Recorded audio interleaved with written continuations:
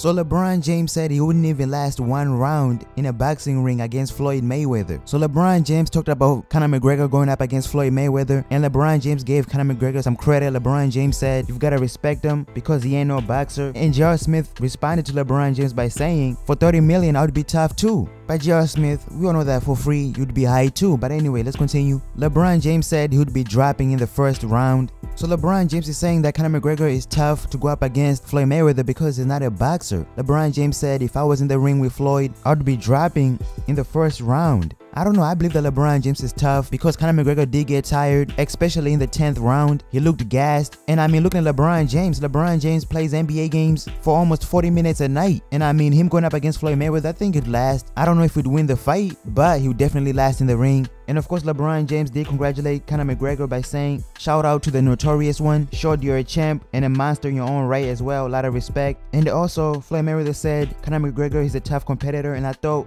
we gave the fans what they wanted to see. He's a lot better than I thought he was. He used different angles and was a tough competitor, but I was the better man tonight." But I don't know, man. You guys tell me in the comment section, would LeBron James last in the ring with Floyd Mayweather? Tell me what you guys think in the comment section, and I'm out.